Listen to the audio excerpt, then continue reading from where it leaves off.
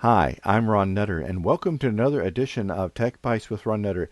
In this video, we're going to talk about the Raspberry Pi 4. In one of my gift guide videos, I talked about the Pi 4 and its various roles in today's smart home environment. The starting point to all of this is to unbox and get the Pi 4 put together. This video is available as an Amazon Flash briefing and as an audio podcast. Please go to techbiteswithronnutter.com for more information. For any items mentioned in this video, there are affiliate links in the description. If you click on one of these links, I will get a small commission, but that won't affect the price you're paying for the item. If you haven't already subscribed to the channel, please click on subscribe and make sure you enable notifications. If this video helps you or provides value, please click on the like button, thumbs up.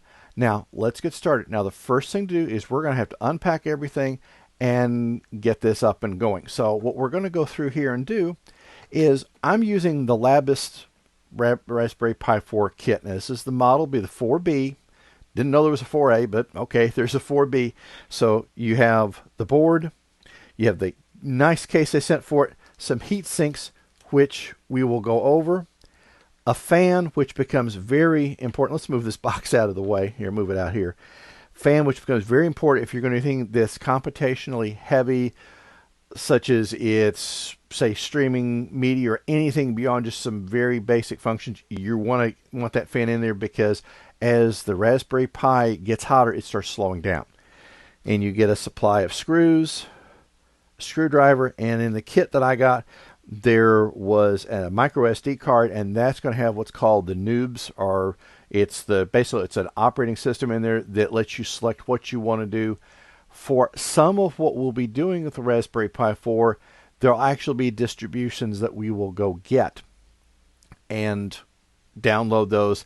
But it's still good to have this, because once you get it up and running, and I'm already going to have a memory card case with a selection of cards so that I can flip back and forth between different purposes. I may have it set up as a NAS box. I may have it set up to track airplanes, and yes, that's the next thing we do because I've already got the pieces for that, and it's fun. I just want to really kind of see the data that's out there. There is all sorts of things you see in the video that I did. I listed just a brief listing, and I'm already working on a series of videos to take you through the different things you can do with the Raspberry Pi 4. What this video is going to do is help you get to the point to where the unboxing is probably the part that you're going to need to be the most careful with. But really, past that point, this is not something you have to be a programmer or a coder or whatever to do. Anybody can do this. Anybody. So I think you're really going to have a lot of fun. And then once we get everything going, I'll plug the SD card in, and I've actually got an input already running into the switcher, so you'll be able to watch it as it comes up. And then we'll talk about some things that you want to have when you get ready to start doing things like this on your own. So let's switch over here and we will get started. And let me get this out of the way here. Obviously, I've got some cleaning up in the studio that I need to go do. So first thing we'll do, and we'll just get things moving here. Now, if you are on a carpeted floor, you probably want to take some precautions. There are anti-static mats you can get, because this board does need to be treated with a little bit of TLC. So the orientation, and I'm holding it by the connectors here, and you can see there's 4 little screw holes that we'll want to take advantage of. So we'll go down here, we'll drop it in, and come on here, guys. And when you know you've got it in place is these connectors here on the side it'll kind of almost snap in. And then if you look carefully, there are connectors there we go. Now I just heard it snap just right. So now you see the way the connectors should all be showing through here on the side, and we've got a clear shot at all the screw holes. And this is not something you want to have very tight, because if you would have to take it out for some reason, you don't want to have to break the case to do it. So let's go ahead here and we'll open the little zippered bag here. Obviously it's a childproof bag, because trying to get into it with my thumbs is Okay, come on here. Well, there we go. Just kind of had to do it the old-fashioned way. So what we'll go through and do here is just put one of the screws on here and just kind of use your finger to hold it. Well, okay, it's almost magnetic to a degree, and that may just be by accident. And we'll go down here and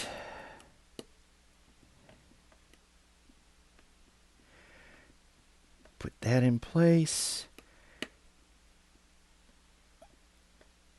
All right, let's take another screw here.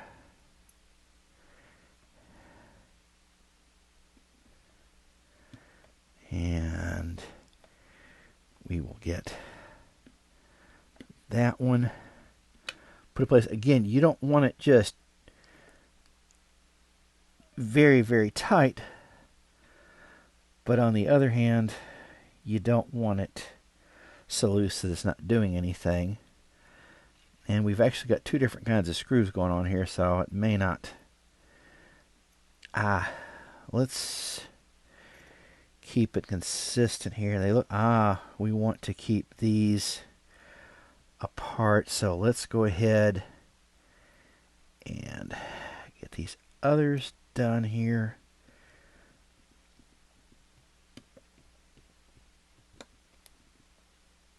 Okay, and then one more.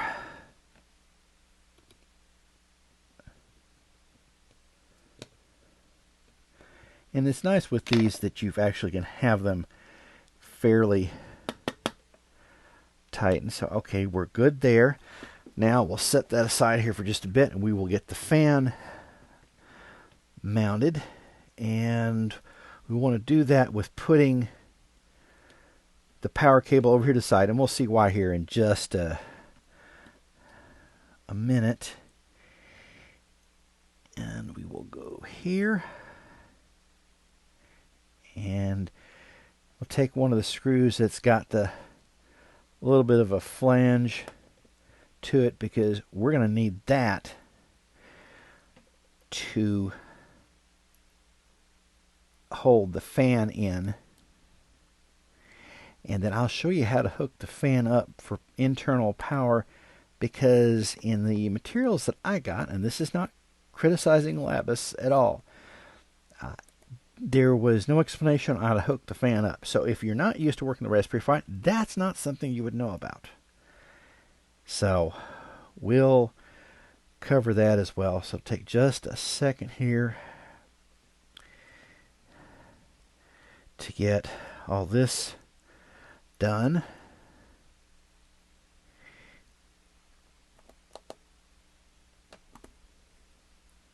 Okay, almost have it in place there. All right. Now, one thing that we do want to make sure we get done with this is putting the heat sinks on, because the fan's going to be there to help pull the power out, or not pull the power, pull the heat out, but we want to make sure we can do what we can to wick the heat or take the heat away from some of the chips. So we'll move our fan assembly out of the way here. And there are 3 different heat sinks. When I set one of the 3s up, they were only had to do about 2 heat sinks, but I think with the chipsets they've gotten in place now, that you have multiples to deal with. And really, there's not a right or wrong way to put these on. I will take this smaller one here, which goes on this chip right there, and I'm going to put it parallel this way so that it can pull heat across and over, and we should get a little bit better results with keeping the heat away. And if you don't have long fingernails, it's sometimes going to be a challenge to get the adhesive cover off. So we'll go down here and try not to get your fingers on that to lessen the adhesive. Okay, we've got that.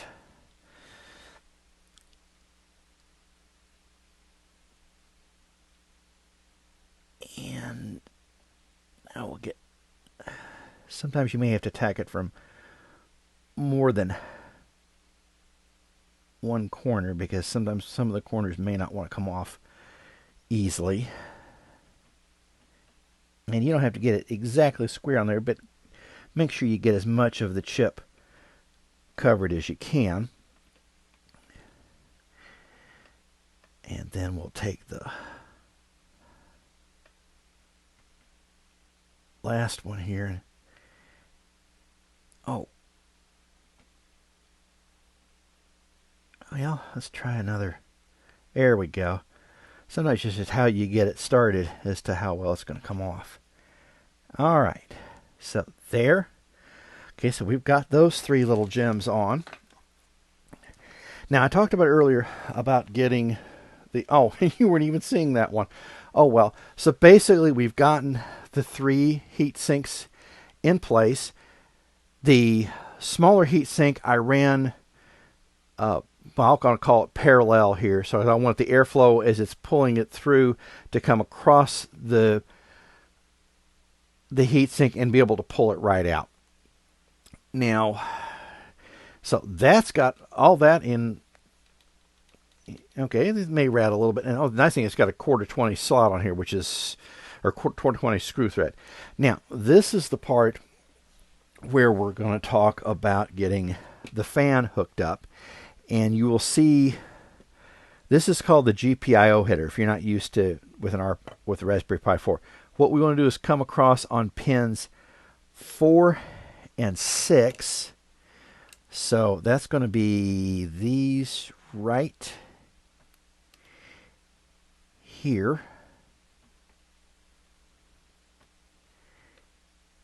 And that is not...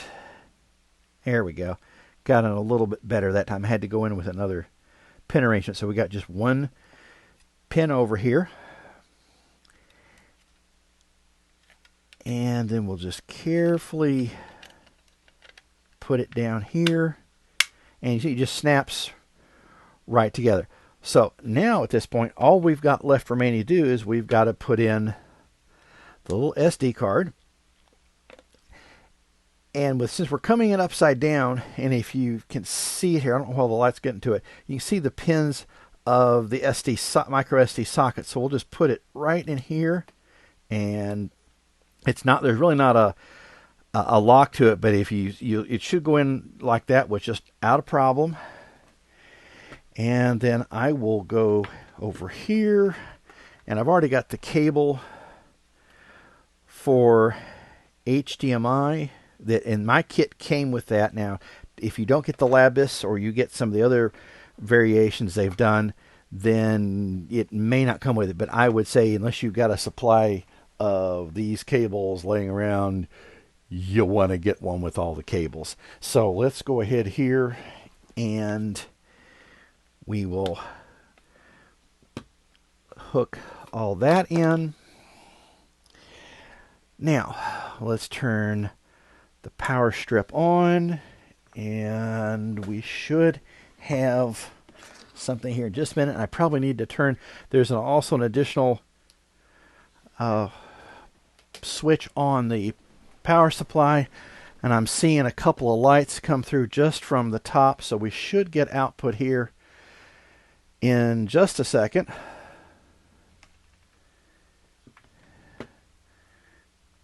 Okay, let's see if we've got everything. Should be. Let's just pop the case back open.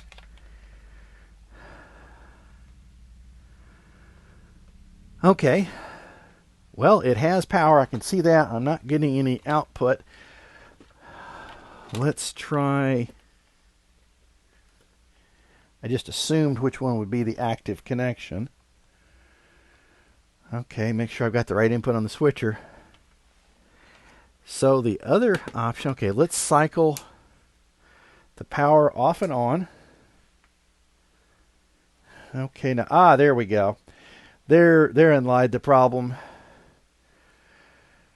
Now the other thing to look at is it's not booting, so I may have a blank card on my hands here. And that's what it's starting to look like. Oh, well, there we go. Okay. And the key word there is it had to come up. So I think I had to move to the other connector. So that was not on the connection that it first came up.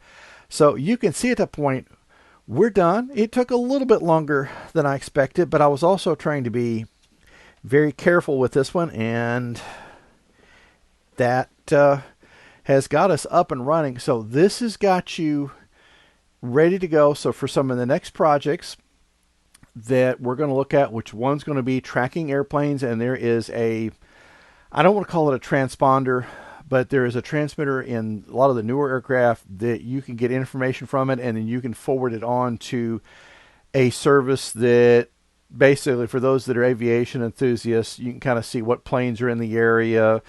And I'm anxious to learn more about it because it's something that has been an interest of mine for quite a while. Well, that's what we've got at this point. This is got everything ready to go. So go ahead and get your own Raspberry Pi 4. And in the next video in this series, we will get started on tracking airplanes. And there's even more yet to come. So go get one and we'll have fun together. See you in the next video.